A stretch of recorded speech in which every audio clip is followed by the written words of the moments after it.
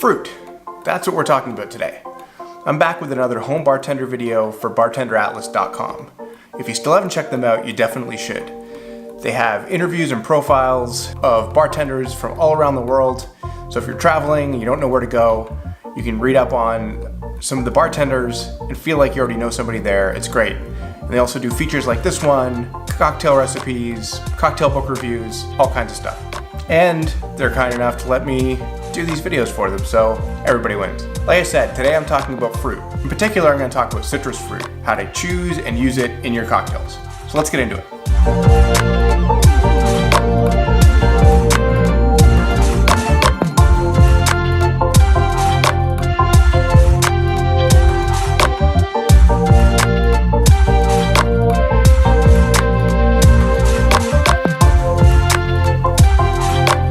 Mostly you're going to be using your citrus fruit in sours and some tiki drinks and things like that. But before you can make those drinks, you've got to buy your fruit. So how do you choose? Well, Chelsea is a wizard at this, so you should get yourself a Chelsea. But seriously, she's like the citrus fruit whisperer. She picks great fruit. And obviously you want things that are plump and juicy, just like you would be choosing if you were eating it. But since you're also going to be using the peels, there are a few things that are good to look for.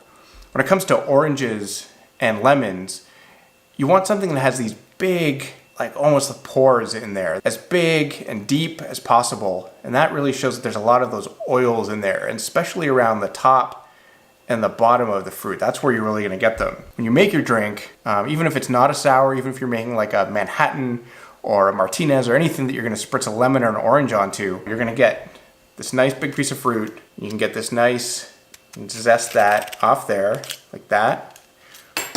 And then you're gonna spritz it like that. I don't know if that showed up, but when it has a lot of that citrus oil in there, you get a really nice spritz like that. That's what you're looking for. So you really want these deep, big pores, and you want a zester that isn't gonna take too much of that white pith off. You want as much of just peel as possible, because that white stuff starts to get bitter. So you're gonna put this in your drink after, so you don't want that white bitter stuff in there. That's true for lemons, true for oranges. A little different for lime. I mean, limes, you also want something that's like nice and kind of squishy and has some give. You're gonna get some lime sometimes that you're gonna try to squeeze juice out of there, and it's just gonna be, there's gonna be nothing in there. It's gonna be really dry. So something that doesn't feel like it has a really thick skin, something that has some give, that's what you're looking for. And then the next thing you wanna do is you definitely wanna wash your fruit and clean it. Even if you're buying organic, and I think this is a good place to think about getting organic, because you are going to be using the outsides of the fruit. But no matter what you get,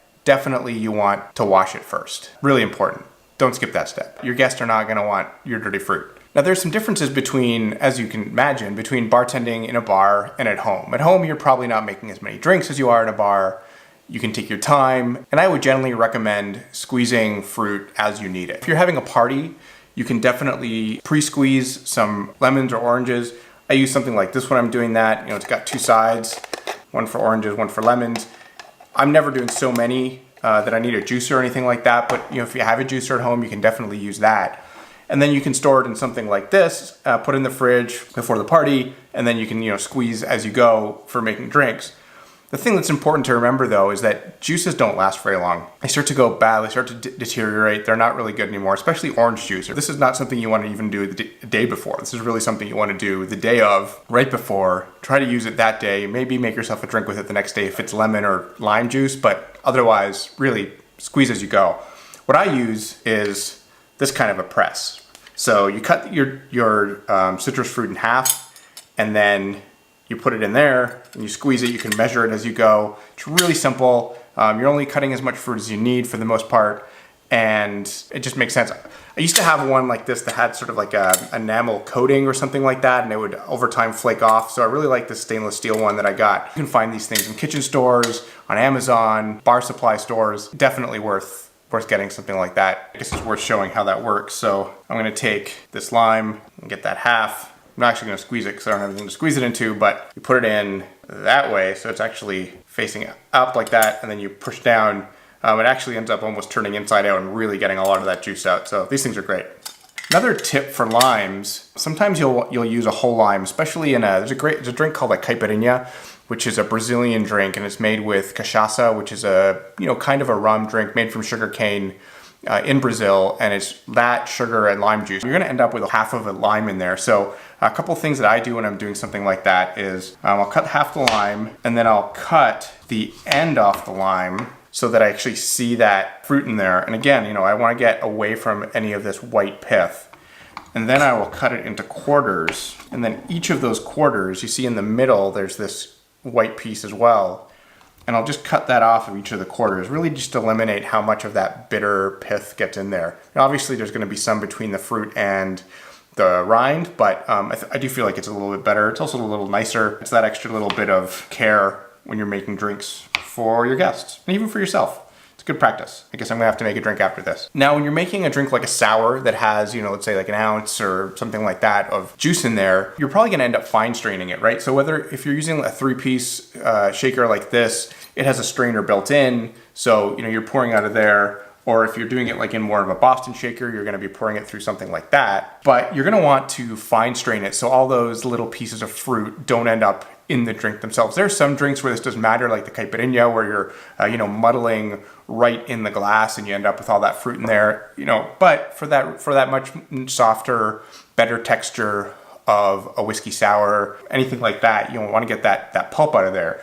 So, you probably have something like, this kind of a tea strainer at home, and that has really, really fine mesh in it. It's fine, it works great. But these ones that are actually made for cocktails, first of all, they have a slightly different shape, and the mesh is just a little bigger. It lets the drink flow through a little faster. It doesn't get clogged up as much. I mean, either's gonna work. Anything you have that can strain out that pith, the seeds, all those kinds of things. These, again, are available at cocktail supply stores, BYOB, Crafty Bartender, I'm sure, carries it online. If you are juicing your lemons or limes ahead of time, you can filter that out of there ahead of time. But what happens is you change the density of the juice. You're not going to change how sour it is. There are going to be fewer of those large particles in there, and it's going to be a slightly more concentrated juice. So you may find that you need to use less of it if you decided to fine strain it as you were juicing it. So totally easy to do. That way it's faster when you're making the drinks. You don't have to do that extra step of fine straining, but do make sure you are tasting as you go to make sure that you're not making it too sour or too sweet. That's really important. And that's just generally important, especially with citrus fruit. And I'm gonna go back to something like the caipirinha, where you're using half a lime, and that's not a really great unit of measure. You can do an ounce or two of a spirit, and you can do an ounce of simple syrup, and all those are easy, but half a lime, that's a little more dicey. So every lime, every lemon, every orange is gonna be a little bit different. Unfortunately, what ends up happening is that you end up with a lot of fruit that looks like that. So it is good at the end of, after a day or two, or if you've zested a couple of these, to juice it, use it for something else, so you're not, wasting the fruit, which I hate doing. And so I'm always trying to figure out a way of using juices. Chelsea makes a lot of salads. She uses a lot of lemons. Great. I use the outside. She uses the inside. It works out perfectly. Before I got really interested in cocktails, I used to hear people say that you should roll your fruit on the table to sort of soften it on the inside to get more juice out when you cut it and squeeze it. And I think that might help if you're just hand squeezing it so that you break down some of those fibers and soften it. But I've read a little more on it, and it seems like that's actually not the case. And I don't want to retread territory that you can get elsewhere, but I would recommend checking out, for a lot of reasons, this book, The Bar Book by Jeffrey Morgenthaler. It's been reviewed on Bartender Atlas, so I'll link to that review in the description. And he goes into a lot of detail about fruit and how to store it. And he did a lot of experiments with rolling it and keeping it in the fridge and how that changed, how much juice it was in it. Like I said, I'm not gonna rehash what he's written about, but that's a really good source if you're more interested in juice. Like I said, the same rules apply whether you're buying it for a cocktail or for other consumption. It should be fresh, it should be nice. Treat it like any other cooking, any other baking, anything else you do. But fruit is a huge topic, and I'm not gonna be able to cover it all here. Like I said, I wanted to cover the basics of the most common things that you're gonna end up using. So as always, if you have other questions, leave them in the comments. Let me know any other things that you found that are helpful to know about choosing fruit, using fruit, all that. And until next time, I've been your home bartender, and cheers.